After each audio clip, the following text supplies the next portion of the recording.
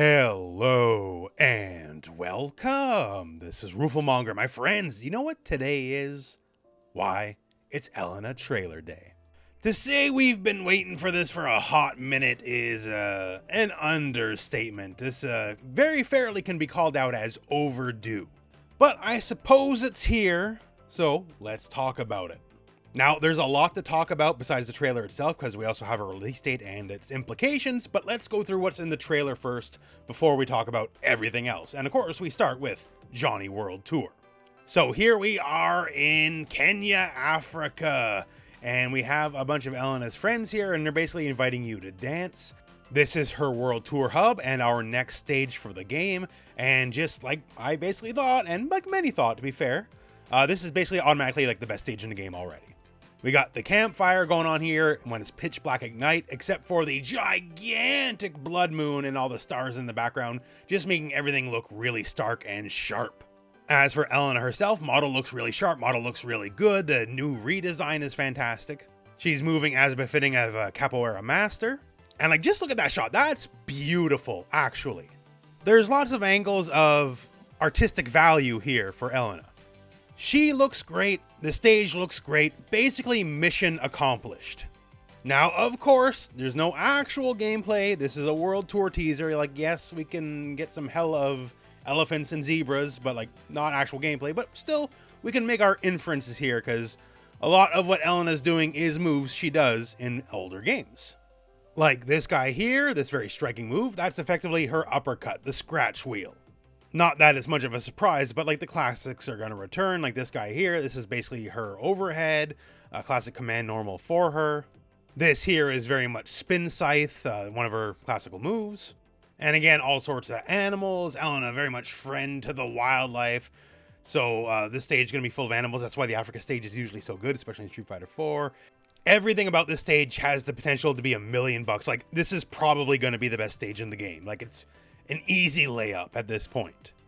So we end up here, Mai World Tour, suitably impressed by all the hippo jumping and also extra impressed by the large disappearing act of Elena, the crowd, and all the animals. And then we get hit with the bombshell, I guess. June 5th.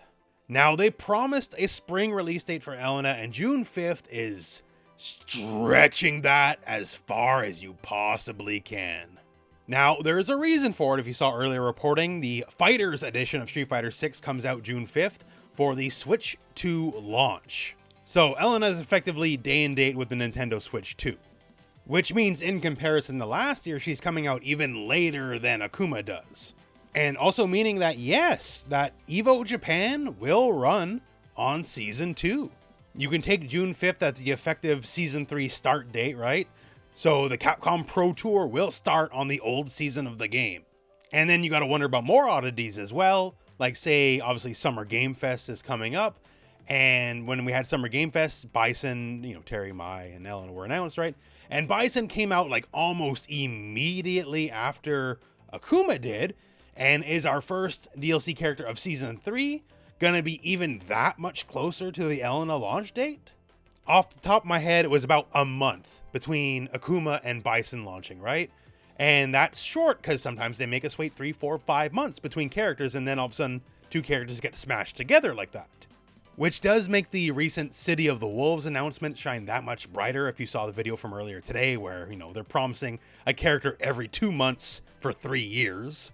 So if Elena's launching in June, is it going to be like 2 or 3 weeks between Elena and our first Season 3 character, or will they move that further along the line? Who knows, although I guess the only constant so far is the release schedule for Street Fighter 6 for DLC has proven unstable at the best of times. Sometimes it's 1 month between characters, sometimes it's 5 months. Like Mai came out February 5th, so between Mai and Elena, that'll be 4 months. So throw a dart at the dartboard, and I guess that's our release schedule. It's, I gotta say, a little frustrating. I'm not gonna lie, like, I'm very happy the character will come out eventually, for sure. It is not wrong from a purely marketing perspective to align very heavily with the Switch 2 launch, because you're definitely gonna get a couple 100,000 extra copies of sales out of there, right? It's smart to do that. But just from a consumer standpoint, where we gotta wait for this stuff, and we can never reliably guess when stuff's gonna happen. It kind of sucks. Like, it's not like we had to wait for the Switch launch. You can still put out the Switch version day one, and it's just the version that we have that launched, like, say, a month earlier, right? Like, but I guess they want it to be as new and shiny with the Switch launch as possible. So, Elena, June 5th, Season 3, spoiler, June 5th. The only big surprise left now is, besides Elena, we'll probably have a new move, as her moveset's always been a little vanilla, is just, of course, Season 3 and everything Season 3 itself may entail. Just like Season 2, I expect gigantic changes. To the point where, like, to even hazard a guess, besides, like, maybe some character-specific balancings, who even knows? As stated in a previous video, the messaging is terrible. It's bad, it's outright awful, but when the time comes, we'll be happy and we'll forget it ever happened, because that's all we get to do, really. In happier news, if you've been following along with Twitter, I've used my massive psychic energies to correctly guess that today was the day for the Elena World Tour trailer. The odds are 1,000,000 to 1. It's possible, but not very probable. Didn't got any leaks, didn't got any foreknowledge. I'm just that good, folks. Got it in one. So this is our World Tour trailer, and the next thing to look forward to, naturally, is the gameplay trailer. Given that we gotta wait till friggin' June, they're gonna milk this one. I don't even know if I expect this in April, to be honest with you. This might be all we get for the month. Given that mechanically Elena's a little dry as a character whenever we do get the new gameplay trailer, I do expect something new and flashy from her. Don't know what it's gonna be.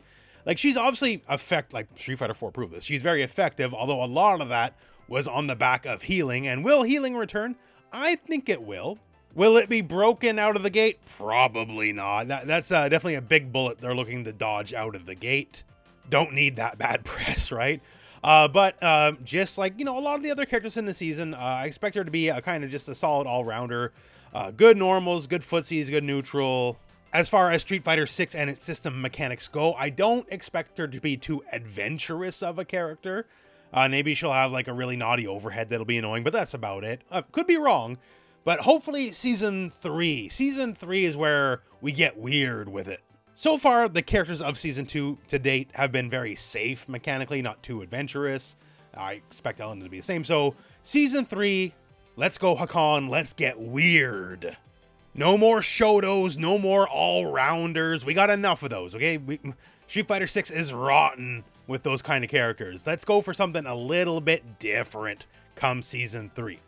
But that's the news for now. See you in about a month. I don't know, for the gameplay trailer. We're in for a long wait, folks. That all said, thank you very much for watching. Hope this video has found you well, and go out and play some Street Fighter.